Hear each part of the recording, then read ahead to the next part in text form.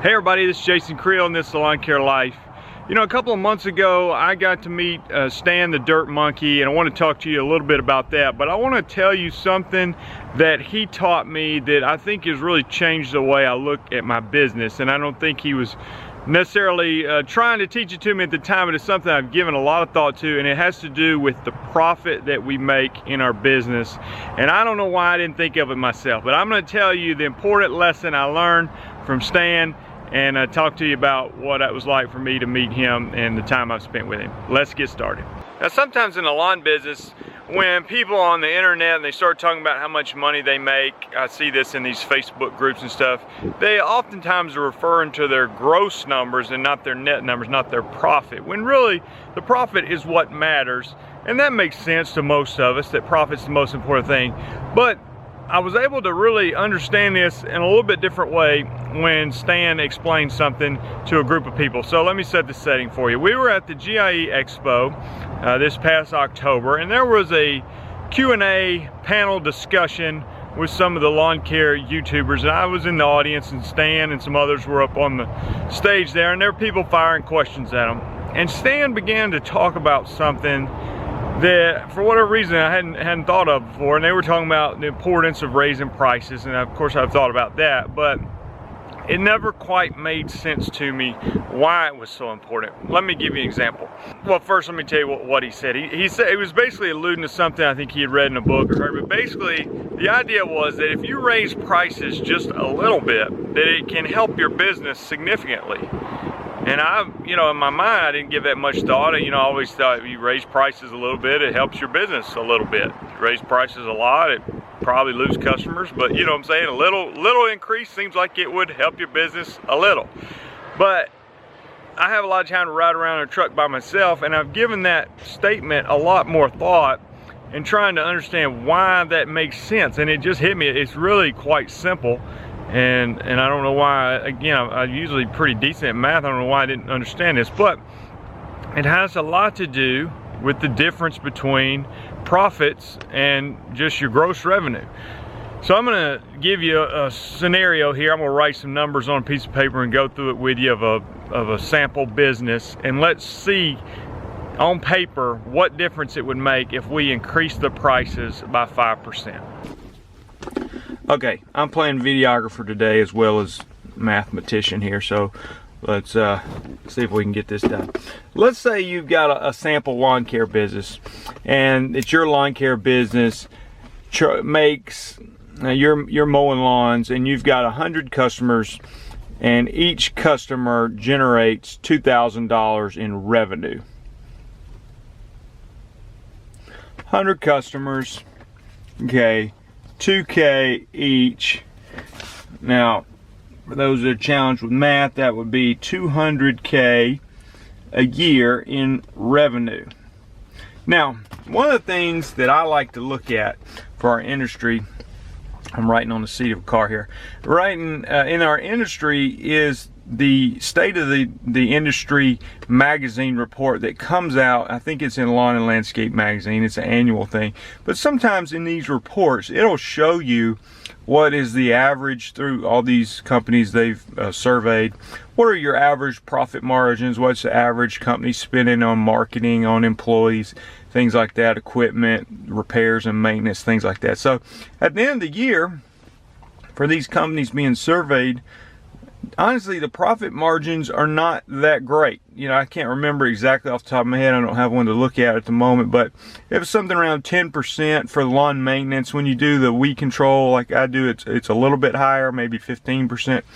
But they're not astronomical. Now, these may be larger companies, and typically the larger the company is, the more revenue you're going to make, but also the more overhead you're going to have. So the margins are going to go down, which is normal and to be expected. Well, let's just say, for the sake of this make-believe scenario, that your profit margins are 20%. Now, that's after, let's say it's you and 2 other people working, you pay them, and you pay yourself a salary, and your business profited 20%. Now, 20% of 200K would be $40,000. So you make 40K in profit. Again, that's after you pay yourself a salary. If you obviously don't take any salary from the company, then that would be higher, but then you're going to just be taking the profits from the company. So I'm not sure that matters a whole lot for the point we're trying to make. But if you come away with $40,000, so now instead of you billing those customers $2,000 per year, you're going to raise them 5%, and now you're going to get $2,100 per year. So, you know, a 5% increase, if you're mowing a lawn and it's a $60 lawn, it goes up to $63. That's 5%. So that's really not that big a deal, but if you're able to do that, 5% increase. Now here's the part that for some reason escaped me until Stan brought it up, and why when you increase your prices a little bit that it actually can help your business a lot. Because think about this, if you raise your prices 5%, where is that 5% going to go? In my mind, I always thought, and just at 5%, you know, if you raise it 5%, your revenue is going to go up 5%. And that's true, it should. So that would go from 200,000 to 210. But think about this, and this is the key point. If your revenue goes up, what's going to go up on your expenses when you increase your prices? Virtually nothing. Almost nothing. Are you paying your employees more because you went up? Not necessarily. I mean, you may. Does your marketing costs have to go up more? Not necessarily. I mean, really, there's not a whole lot of changes in your overhead. So while, yes, you're going up 5% on your revenue, your overhead stays the same. That $10,000 increase in revenue, which was 5%, is gonna almost all of that come straight to your profit. So you went from 40K in profit to 50K. So a 5% increase on revenue increased your profit by 25%. 25% of $40,000 is $10,000, so you go up to $50,000. Does that make sense? A 5 times difference between the revenue and the profit. Now, we're smart enough to know that things in business go up, your expenses do go up. You know, inflation is a real thing. Your supplies go up. You know, a lot of things go up. The cost of most everything goes up. So sometimes you're raising the prices just to keep up with that. But the point of the math still works, that if you increase your price a little bit, that increase, almost all of it goes directly to profit. Where in my mind I had just thought this is all going to revenue, and what's the big deal of raising 5%? But if I can increase my profits by 25%, which again is really the only number that makes much difference. I mean, what does it matter if your revenue goes up 5% if it doesn't increase your profits? But so again, this was just very eye-opening to me that if I increase my prices by 5%, it can really have a significant impact on my bottom line, which is about the only number that actually means anything. Now, we just made up a scenario. Your numbers may be different. Your profit margin's higher, lower, whatever. But you can understand why big multi-million-dollar companies, when they increase their prices a little bit, like I notice when I go to Chick-fil-A, for instance, they sneak their prices up on a chicken biscuit in the morning, and they don't advertise or anything, but I used to know, and it was $2.41, and then I noticed it went up to $2.45, and now it may be $2.59. I'm not sure, but I can guarantee you that small little increase. Now maybe their supplies are going up, who knows, but it's making a huge difference on their bottom line. Because again, if their supplies cost the same, their materials cost the same, then you increase that just a little bit, what happens? It goes to the profit, and that's the whole principle of this video.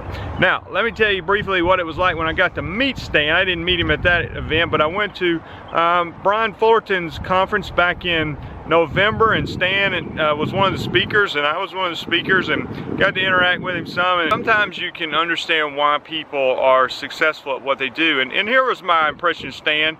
I think he's very hardworking, and that's part of the reason he's been successful.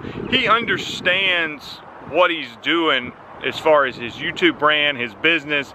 But I think one of the key things about him, and this came across very genuine, is that he really wants to help people. And I'm going to tell you a personal interaction, things he told me that made that very clear for me. And he's one of the few people, and I don't think everybody can do this, but whether he's speaking to a large group of people or one-on-one to you, then he keeps your attention and you feel like he's talking to you. And that's a very special gift, and it's not everybody can do that. Honestly, for me, I'm probably a little bit better speaking to a group than I am one-on-one. But when I spoke one-on-one with Stan, I mean, he gave me his full attention and seemed genuinely interested in what I had to say and offered some great advice to me. So here's what I told Stan. After I spoke that morning at the event, and Stan spoke at the end, and I could tell after hearing him speak, that was the first time I think I'd heard him speak in public, that he had a lot of experience and you know, in his own way was very captivating to the audience and really knows how to hold their attention, also offering some good advice. And so when we got back in the car, I was riding with Stan somewhere, and I said, Stan, you know, you obviously know what you're doing speaking. I said, what feedback would you have me? Because he had asked me, he said, how do you think you did speaking? I said, you know, I thought it was about as good as I could hope for me. You know, I had my own style, how I do things. I thought it went well. I said, what do you think? I said, how could I get better? Stan, in his own way, told me I did a great job, okay, with some expletives in there, but he told me, I said, well, what can I do to get better? I said, you obviously have experience speaking and know what to do. And here's what Stan told me, and it stuck with me. And again, I feel like this kind of helped me understand why he's successful, because he really wants to help people. I mean, he's building his brand and the Dirt Monkey brand, his business and all that, and his social media profiles. But he genuinely, one-on-one, desires to help people, and he helped me. And so here's what he told me. He said, Jason, he said, on a scale of 1 to 10, your natural energy level is about a 2. And I didn't tell Stan this, but I think I would argue I'm more of a 3, maybe even a 3.5 on a good day when I have extra sugar in my system. But point was taken that I'm a 2, and I don't argue with it. I know I'm not a natural charismatic type personality, and Stan and Keith Calvin, some of them are more energetic, you know. But he said when you were speaking, he said you were about a 6, I think is what he said. You know, sometimes a 5, maybe peaked at a 7 or something like that.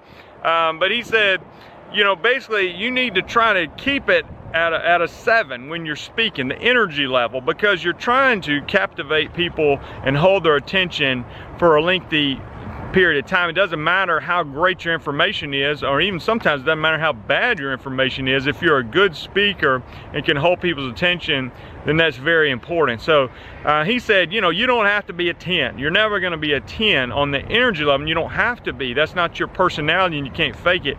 But if you could hold it at a 7, it would make you more successful. And I think he's dead on that. I'm never going to be a 7, you know, just walking around talking to people. But I think I could be a 7 when speaking to a group and help hold their attention. So I appreciate that feedback. And again, it was genuine and constructive criticism, but also paired that with some very kind words, and was able to emphasize what I did well. So anyway, I think that's what makes him successful, and really gave me respect for him as a person. And say that, I know a lot of you sometimes watch the people on YouTube and you think they're about building their brands and things like that. And yes, most people are. But at the same time, a lot of the ones I've interacted with, they genuinely want to help people. I want to have one quick mention. The 2020 Lawn Care Life Conference coming up actually in a couple weeks. It's January 23rd to 24th, just north of Birmingham, Alabama. It's presented by Jobber, and we're really excited about the people coming. Keith Kalfis, Alan Hain Lawn Care Nut, and we got Brian Shane from Top Notch, as well as other sponsors. We got Skag and Gravely bringing mowers, giving away the X-Mark 30-inch commercial push mower. I got a promo video I'm gonna play for you. Let me hear from you in the comments. What's your experience been with Stan? What do you think about the numbers that I crunched for you today? Have you ever thought about your profits that way? So let me hear from you. If you haven't done so, subscribe to the channel. Talk to you later. Hey, this is Jason Creel. Let me invite you to the 2020 Lawn Care Life Conference presented by Jobber, January 23rd and 24th in Springville, Alabama, just north of Birmingham. Come see some of your favorite YouTubers, including Keith Kalfis, Alan Hain, the Lawn Care Nut, and Brian Shane from Top Notch Lawn Care. Have a chance to win some great prizes, including the grand prize, an X-Mark 30-inch commercial push mower, the new X Series. Hope to see many of you January 23rd and 24th. I'm looking forward to it. I'd say there's no better place that you can go to get the tools you need to be successful. Like-minded people, good networking. I could not believe how many people were here and how awesome the conversations we had. I've learned a lot about growing my business more than anything here. I tell you what, this place could not be any better. We got a lot of great information, a lot of great speakers. The food was awesome. Jason Krill has done a very, very excellent job in presenting this lawn care conference. Awesome to meet some of the guys that you follow on YouTube. You're around like-minded people who also want to grow, and you're listening to people who were just like you who are also growing. Definitely be coming back next year.